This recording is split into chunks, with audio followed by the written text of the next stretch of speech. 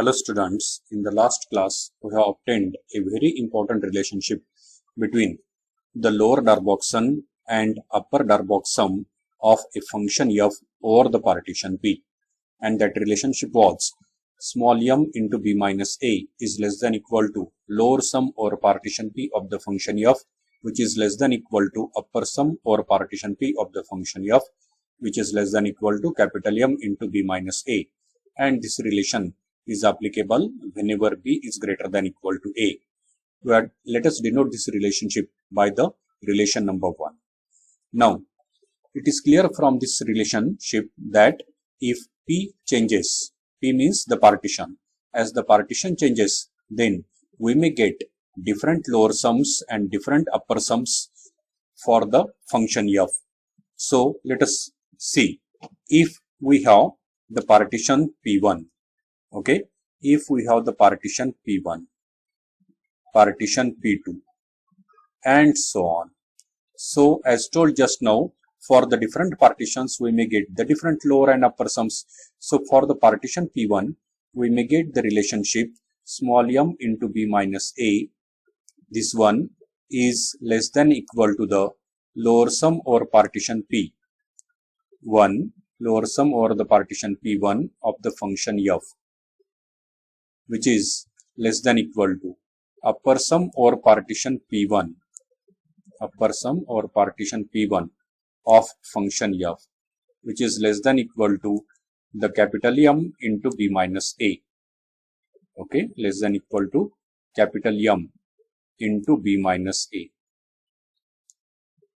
For the partition p1 we'll get such a relationship.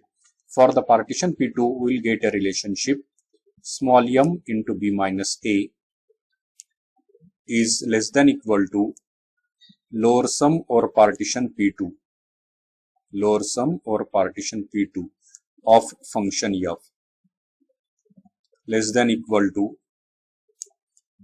lower sum over partition p of function f, less than equal to upper sum over partition p of function f, upper sum over partition p2 of function f, and this is still less than equal to capital M into b minus a, and so on. Okay, so for the different partitions we may get the different lower and upper sums, but from these relations it is observed that whatever the partitions we take of the closed interval a to b, always the lower sum will lie between the two finite numbers. One is the m into b minus a, and the other is the one is the small m into b minus a, and the other is the capital M into b minus a, which means that the set of all lower sums is always bounded by small m into b minus a and capital M into b minus a. Similarly, the set of all upper sums is also bounded below by the small m into b minus a and is bounded above by the capital M into b minus a. So as both these sets of lower sums and upper sums are bounded below and above, therefore both have the infimum and supremum. Now if we take the supremum of the set of all lower sums, okay, if we take the supremum of the set of all lower sums, then it is called the lower integral, and if we take the infimum of the set of all upper sums, then it is called the upper integral. So see how the lower and upper integrals are defined. Okay, so the lower integral and upper integral, their definitions now we'll see. Lower integral and upper integral. Lower integral, lower integral.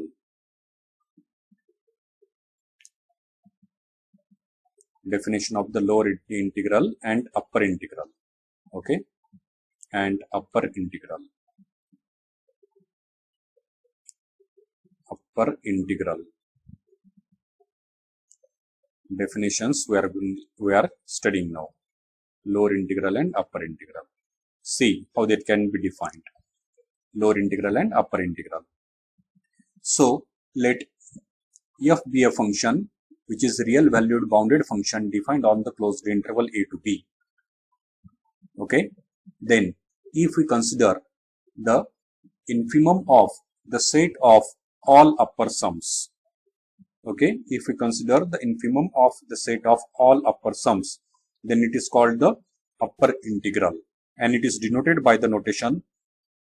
This is the notation to denote the upper integral. Integration, to indicate it is upper integral, we write it in such a manner. Okay, so it is the upper integral a to b of function f with respect to x means dx. We read this as the upper integral a to b f dx, and it is equal to, as told just now, it is equal to infimum of the set of all upper sums, means infimum of the set of all UPF, upper sums or partition P of the function f. Okay, where P is a partition, of the closed interval a to b, where P is a partition,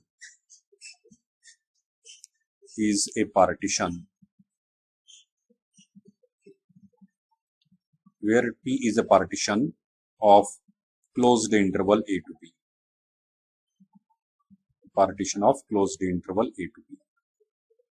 Okay, so like such, this upper integral is defined. Now, instead of writing this much always in the each and every time, so this can be written, this definition can be written in brief also, in short also. How it can be written? So it can be written in this way also, that the upper integral a to b f dx is nothing but, it is equal to the infimum, of u. U means the set of all upper sums. Okay, so like such, in such a manner, the upper integral is defined. Okay, this is the definition of the upper integral. Upper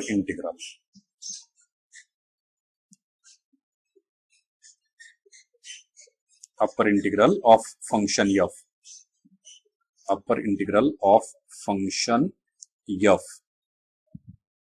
Okay, on closed interval a to b. Upper integral will be always on the domain, means on the closed interval a to b. It will never be on the partition. Okay, upper sums and lower sums are on partition, but upper integral will be defined on the complete closed interval a to b. After defining the upper integral in such a way, the next one, similarly we can define the lower integral also. How the lower integral can be defined? See here, lower integral. Okay, now we'll define the lower integral.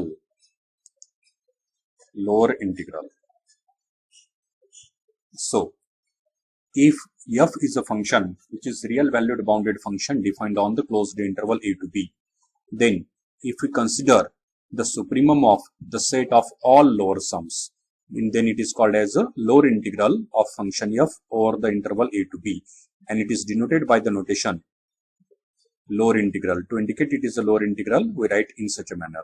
So it is a lower integral a to b f dx. Okay, so lower integral a to b f dx is nothing but, it is equal to supremum of the set of all the lower sums over partition P of function f, where, as usual, where P is a partition of the closed interval a to b. Okay, where P is a partition,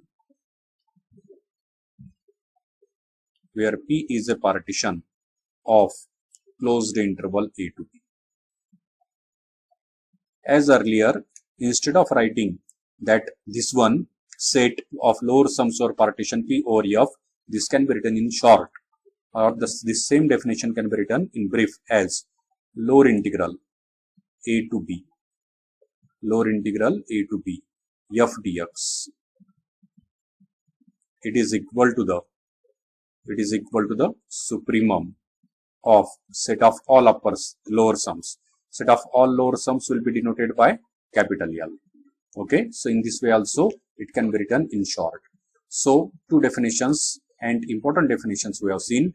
The first definition was of the upper integral. How we defined the upper integral?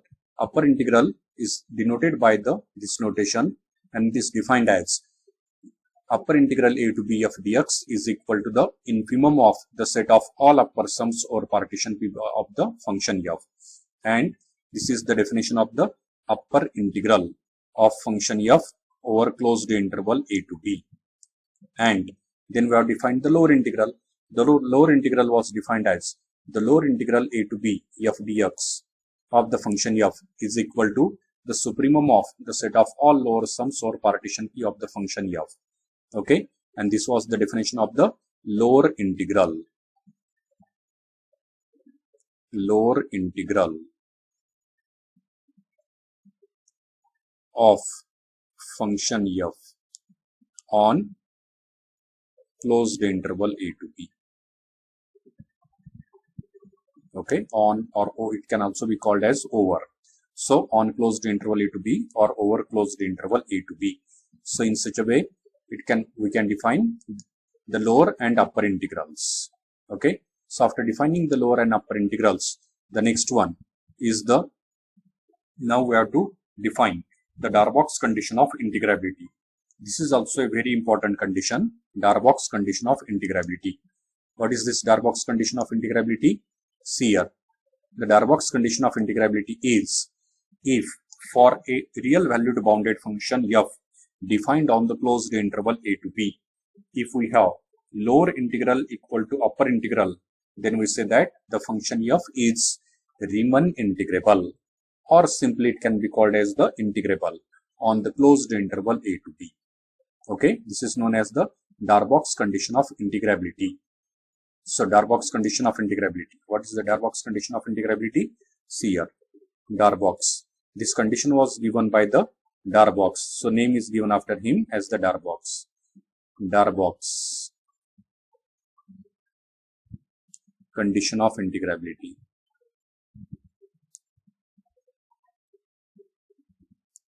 Darboux condition of integrability. Darboux condition of integrability.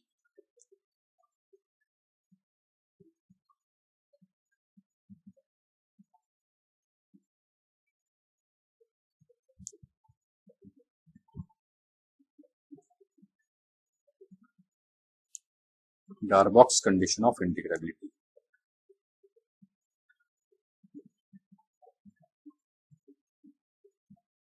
So what is this condition? See here, as told just now, the Darboux condition of integrability is Darboux condition of integrability. If f is a real valued bounded function defined on the closed interval a to b. Okay, if f is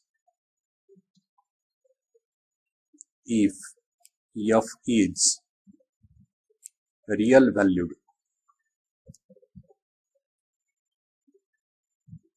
bounded function, real valued bounded function. These two conditions are very important. Which two? Bounded function. It should be bounded function on closed interval a to b. An interval should be finite. Okay.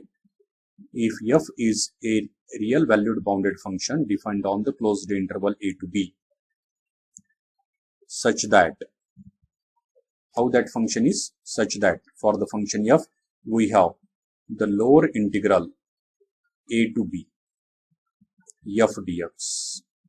Lower integral a to b f dx. It is equal to upper integral a to b. It is equal to the upper integral a to b f dx. Okay, lower integral a to b f dx is equal to the upper integral a to b f dx. Then we can say that the function f, then we can say that the function f is, integrable on closed interval a to b. Then function f is Riemann integrable.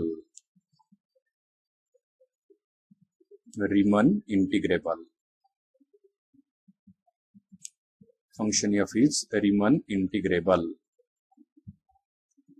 on closed interval a to b. Okay, Riemann integrable on closed interval a to b. If it is Riemann integrable, then simply we also can say that it is integrable, Riemann integrable, or simply we call this as a integrable on the closed interval a to b. And we write, okay, if it is Riemann integrable or integrable, then we write this as. So to indicate that f is Riemann integrable on the closed interval a to b, we write this as. In symbols, it is indicated or written as f belongs to R. Here R is for the Riemann integrable. Okay, f belongs to R closed interval a to b. It means that f is Riemann integrable on the closed interval a to b. Or it can be simply also written as f belongs to R. Means f is Riemann integrable on its domain, whatever its domain is. Okay, so and if f is Riemann integrable on the interval a to b, then obviously the lower integral is equal to upper integral, and this common value is nothing but it is denoted by integration a to b f dx. Okay, then in that case we denote the common value and call it as the integration of function f over interval a to b, and we denote it by the integration a to b f dx. So hereafter, whenever we say that the function f is Riemann integrable on the interval a to b, it means that for that function f, lower integral a to b f dx is equal to the upper integral a to b f dx, and obviously the common value we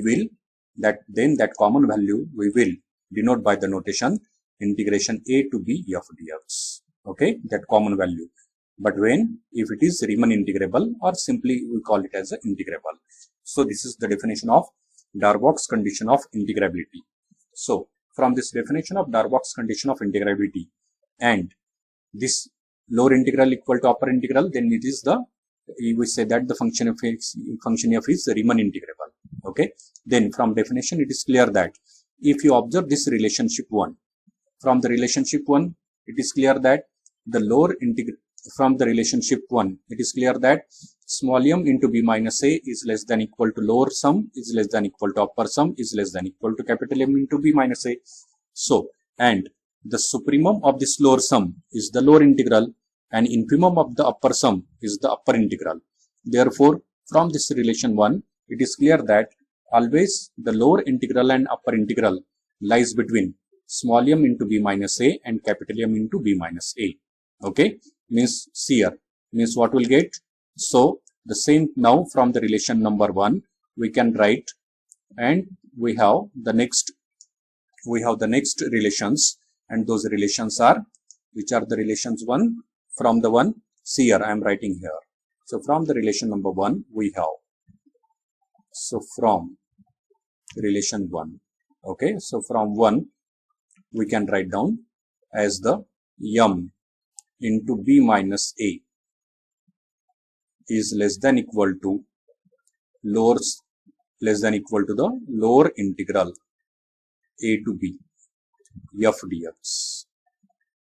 Okay, lower integral a to b f dx, and this is less than equal to the capital M into b minus a. This is one of the relationship. Again we will get the similar relationship for the upper integral, and that relationship will be the m into b minus a is less than equal to upper integral a to b f dx, upper integral a to b f dx. Okay, upper integral a to b f dx. Here again it should be f into dx. F dx means integration with respect to x, f dx. and it is less than equal to capital M into b minus a. And again, from definition of the lower and upper integrals, it is clear that for any bounded function f, we always have a relationship. That relationship is lower integral, okay, a to b f dx is always less than equal to upper integral a to b f dx. Later on, this relationship we are again going to study in detail. Okay, now combining these three relations, which three? So combining these three relationships, so we can write down a single relationship. The relationship is the relationship combining these three relationships can be written as that small m into b minus a is less than equal to, it is less than equal to lower integral, and lower integral is less than equal to upper integral, and it is less than equal to capital M into b minus a. Okay, we get this relationship. Which one? See here. We get a relationship. That relationship is m into b minus a. M into b minus a is less than equal to lower integral a to b f dx, which is less than equal to upper integral a to b f dx, upper integral a to b f dx, and this is again less than equal to capital M into b minus a. Okay, capital M into b minus a. This is a very important relationship that we have obtained here. Okay, and if the function f is Riemann integrable, then just now we have seen the definition of the Riemann integrability of the function f. So if function f is Riemann integrable, then what happens? If the function f is Riemann integrable, then clearly, if it is Riemann integrable, then we have the lower integral is equal to the upper integral, and in that case, the middle two terms will be equal, and we'll get a relationship from this as the small m into b minus a. Okay, small m into b minus a. This is less than equal to integration a to b f dx, and which is less than equal to capital M into b minus a. But when this relationship holds whenever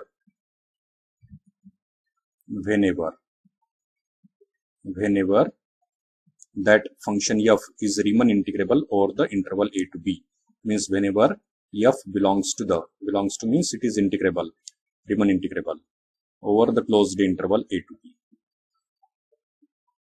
Okay, so it is this, whenever f is Riemann integrable over the closed interval a to b. So like such, we obtain these two relationships. These are the important relationships. Both relationships are important. So after these relationships, next one, we can say that now if the integration a to b f dx exists, then obviously it means that the function f is bounded and integrable on the closed interval a to b. Again, we can say that the integration a to b f dx always lies between the small m into b minus a and capital M into b minus a. Now combining these three relationships, which two relationships? See here, the one relation was this, okay, and this. Combining these two relationships, again we can write down a next relationship which is more general, and that relationship is this one. Combining these two relationships, we can write down a relationship. That relationship we have is the m into b minus a, small m into b minus a. It will be less than equal to lower integral a to b f dx. Okay, obviously this is for the integrable function, and which is less than equal to integration a to b f dx. which is less than equal to upper integral a to b of dx. Upper integral a to b of dx. And finally, this is less than equal to the capital M into b minus a. Capital M into b minus a. Okay, this is the relationship that we obtained, and this is obviously for whenever b is greater than equal to a. Whenever b is greater than or equal to a, then we have this relationship. This is also one of the important relationships. Okay, this is also one of the important relationships. So, like such, we have obtained some relationships here. Now, next one are some examples that will solve based on these definitions. Okay, so we'll begin with the first example. So, example number 1. We'll go for the examples. We'll go for the first example based on this. Okay, example.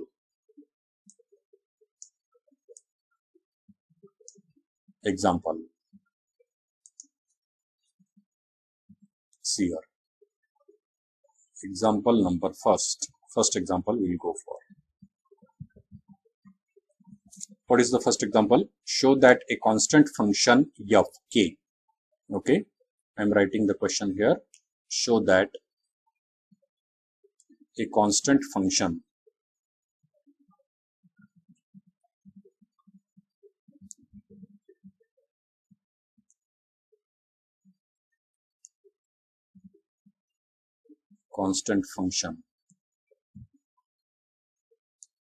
k. Show that a constant function k is integrable.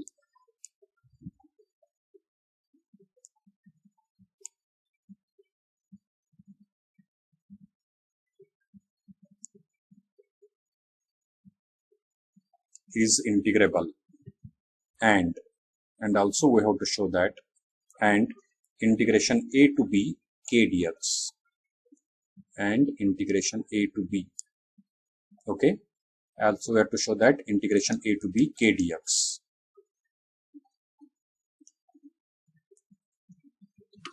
Integration a to b k dx. You have to show two things. One is the integrability, that the function f is integrable.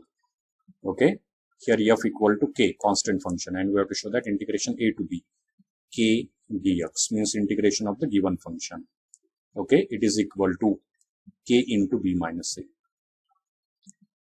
K into b minus a. From our knowledge of the integration, we know that integration a to b k dx is equal to k into b minus a. But for proving this, here we are not going to use our earlier knowledge of the integration. Here we are going to use a completely new concept, which is of the Riemann integration. And by using the concept of Riemann integration, we will show that the constant function k is integrable, and its integration is integration a to b k dx is equal to k into b minus a. So, for checking the integrability of the function f, in hand we have only one definition, that is the definition of Darboux condition of integrability. So by using the Darboux condition of integrability, which we have seen in the same video, we'll check whether this function is integrable or not, and also we'll find it's a integral. Okay, so let us begin. So we'll solve this one. So we'll solution of this solution. First of all, we'll denote that given constant function, okay, by the fx. So given, what is given here? We have given a constant f of x as the k, constant function k. Okay, so given f of x is equal to the constant function k, and as it is a constant function, its value doesn't changes, and this is for every x belongs to closed interval a to b. For every x belongs to the closed interval a to b. This is the definition. Okay, for every x belongs to closed interval a to b. For every x belongs to closed interval a to b. We have this definition. Okay, next one. Now we'll consider a partition of the closed interval a to b. Okay, so for that purpose, now it is clear that the constant function f is always bounded and it is a real valued function as k is a real number. Okay, so it is a bounded and it is a real valued bounded function on the interval a to b. So we'll consider a partition p. Let p, which is equal to a, that is equal to x0 comma x1. We are going to consider a partition of the closed interval a to b. Okay, x0, then x1, x2, and continued up to the xn, which is equal to obviously b. By the definition of partition, it is clear this. Okay, so we are considering a partition of the closed interval a to b as such. Okay, so this one partition we are considering here. So xn equal to b. Be a partition, be a partition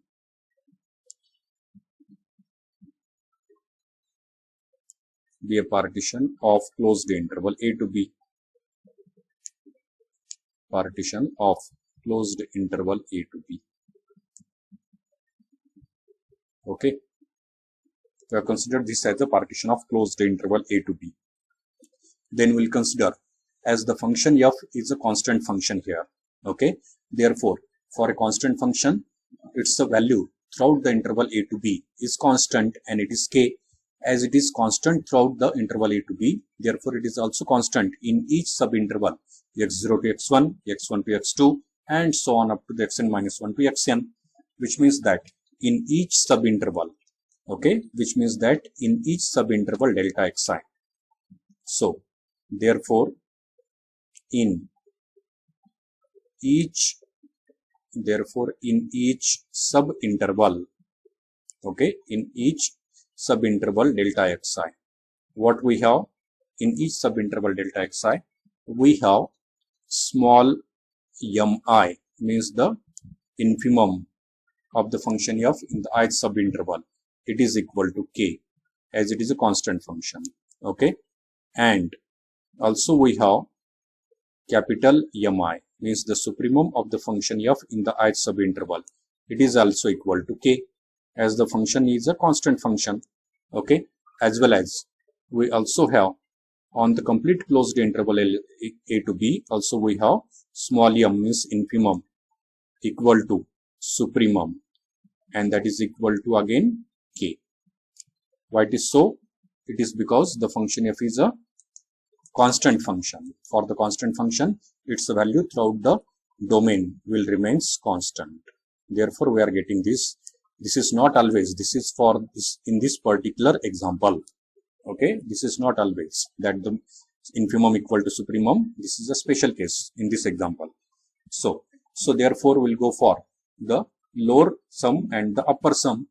Okay, after finding the infimum and supremum in the ith subinterval, now I'll go for the lower sum and upper sum over the partition p. So therefore we have the lower sum or partition p of the function f. Okay, so this is equal to, by our definition we have, this is equal to summation over I equal to 1 to n, summation over I equal to 1 to n, small mi into delta xi. Okay, which is nothing but that is equal to m1, small m1 into delta x1 plus m2 into delta x2,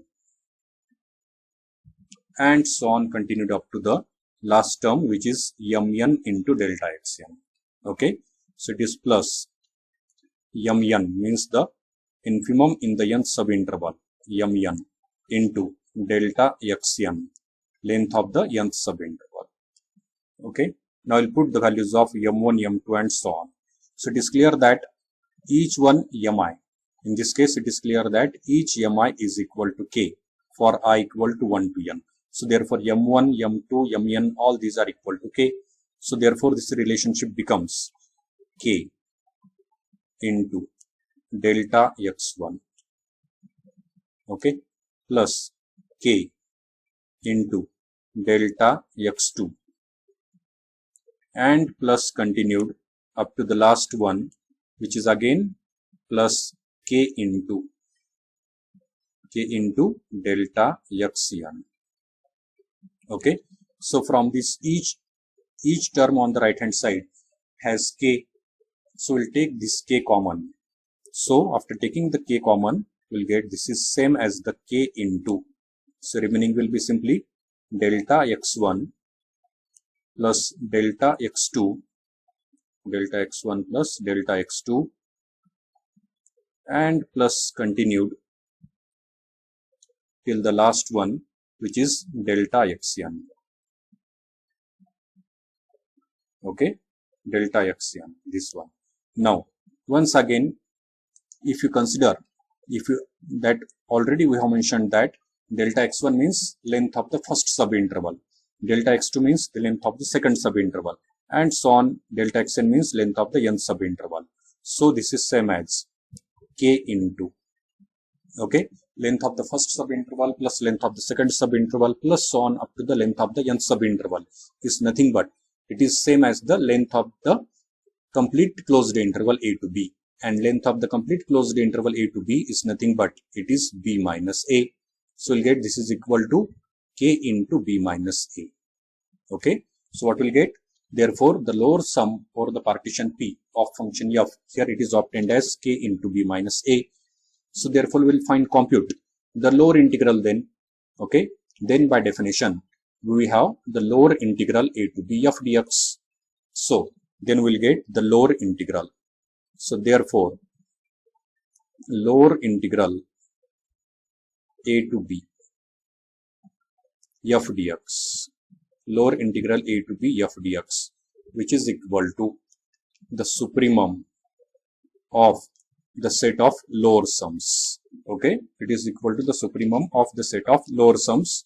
So supremum of set of lower sums over partition P of the function f.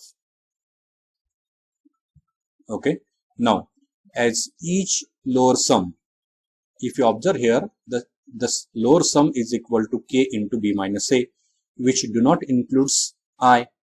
Okay, so which means that each lower sum is equal to k into b minus a, and as each lower sum is equal to k into b minus a, which means that this set of all lower sums has only one member in it, and that member is k into b minus a. As a set has only one member, so in supremum of that set will be the same member, which is the k into b minus a. So therefore we got the lower integral is equal to k into b minus a. Okay, so this is k into b minus a. We'll denote this lower integral equal to k into b minus a by the relation number 1. So we have obtained the lower integral, which is equal to the k into b minus a. Now in the similar way we'll find out the upper integral. Okay, for obtaining the upper integral we have to consider the upper sums and it's a infimum. So next one we'll find out the upper integral now. But before finding the upper integral, first of all we have to find out the upper sum. So now I'll go for the upper sum. So for that purpose again we have, okay, now we have, what we have to find out? Now we'll find out the upper sum first of all. Now UPF means upper sum over partition P of the function f. This is equal to the summation over I equal to 1 to n. Summation over I equal to 1 to n capital Mi into delta xi. Capital Mi into delta xi. Okay, which is equal to capital M1 into delta x1 plus capital M2 into delta x2. capital M2 into delta x2, and so on up to the capital Mn into delta xn, capital Mn into delta xn. Okay, capital Mn into delta xn. Now this is equal to, once again, if you observe here, then what we have? We have this one. See here, capital Mi is equal to k for all I equal to 1 to n. Okay, as it is a constant function, therefore we got capital Mi equal to k. So put its value here. So capital M1 equal to k, capital M2 equal to k, and so on up to the capital Mn equal to k. So therefore, if you put the value here of capital M1, M2 up to Mn, then we'll get this as the k into delta x1, k into delta x1 plus k into delta x2, and so on up to the last one, which is again k into delta xn, k into delta xn. Okay, we have this. So as the each term on the right hand side has one of the factor as k, therefore we'll take k common from the right hand side, and we got, okay, if you take k common from the right hand side, then we'll obtain this is equal to the k into delta x1 plus delta x2 and plus continued up to the delta xn, delta x1 plus delta x2 and plus continued up to the delta xn, delta xn. But as seen just now, delta x1 plus delta x2 plus delta xn means length of the first subinterval plus length of the second subinterval, and so on up to the length of the last, that is nth subinterval, is nothing but it is the equal to the length of the complete closed interval a to b, which is nothing but b minus a. So therefore we will got this is equal to the k into b minus a. Okay, so therefore the upper sum over partition p of the function f is equal to the k into b minus a. Now we'll find out the upper integral then. So we'll go for the upper integral. Okay, upper integral. Now we have the upper integral. We'll use the definition of upper integral. So now we have the upper integral a to b f dx, which is equal to, it is equal to the infimum of the set of all upper sums over the partition p of the function f. Okay, this is the definition of the upper integral. So in this definition, if you put the upper sums, then each, as it is clear here that the each upper sum over each and every partition is equal to k into b minus a. Therefore there is only one number in this set, and that number is k into b minus a. Therefore the infimum of that set is simply that single number which appears here, which is k into b minus a, k into b minus a. Okay, so it is this. We'll denote this one relationship by the number 2. So we got these two relationships, 1 and 2. Okay, from relation number 1, it is clear that, what is the relation number 1? From the relation number 1, it is clear that, see, observe here. Okay, from the relation number 1, it is clear that the, what we have from the relation number 1, it is clear that the lower integral is equal to k into b minus a, and from the relation number 2, it is clear that the upper integral is equal to again k into b minus a. So from relations 1 and 2, it is clear that both these integrals, lower integral and upper integral, are equal, and they are equal to the k into b minus a. Then use the definition of the Darboux condition of integrability. Okay, so therefore by the Darboux condition of integrability, what we have? So here we have lower integral equal to upper integral. So therefore from 1 and 2, okay, from equations 1 and 2, from equations 1 and 2, we get, what we get here from equations 1 and 2, we observe that, or we get lower integral equal to upper integral. Lower integral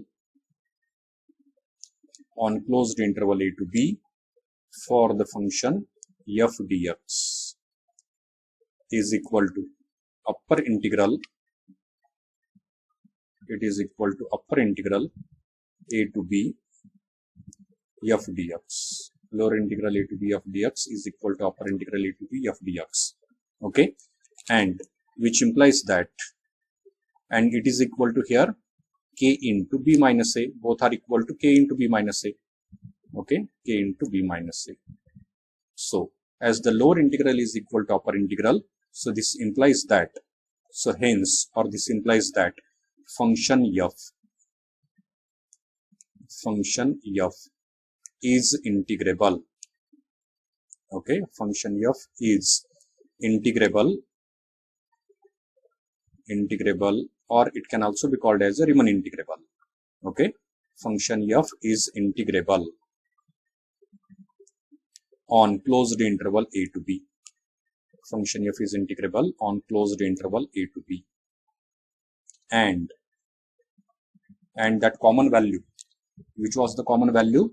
The common value was k into b minus a. This is its integral. Okay, and what we got, and we have that common value.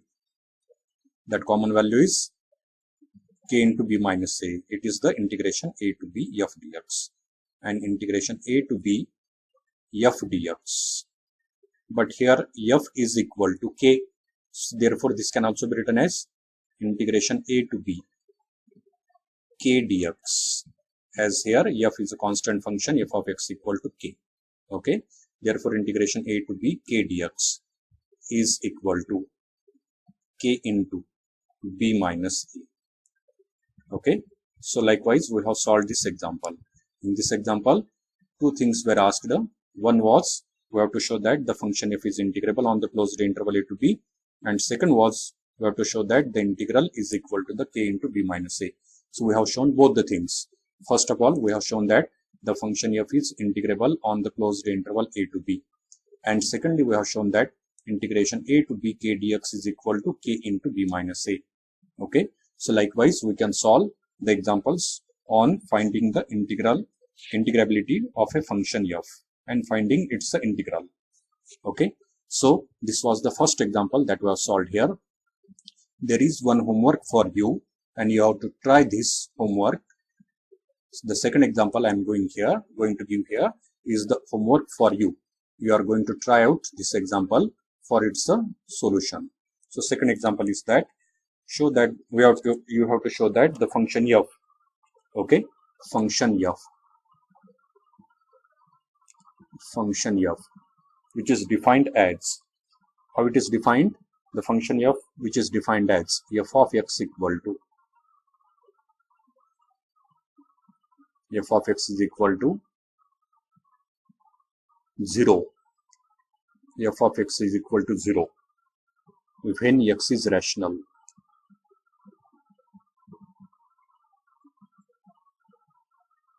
When x is rational.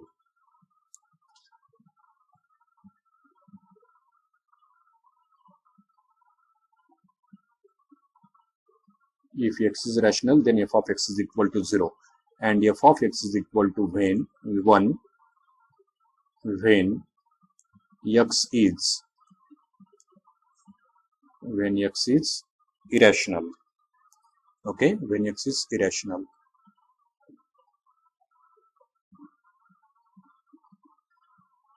So you have to show that this function f of x, which is defined in such a manner that f of x is equal to 0 when x is rational, and f of x is equal to 1 when x is irrational. Okay, it is not integrable. Is not integrable.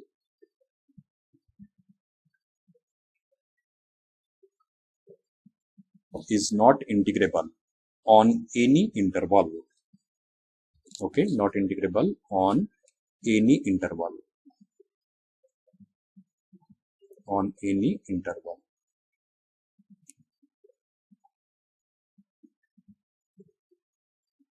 This is the example which is a homework for you. Here you have to take the interval for the convenience as the closed interval a to b. Okay. On any interval we have to consider specific interval is not given, but we can consider the interval as the closed interval a to b.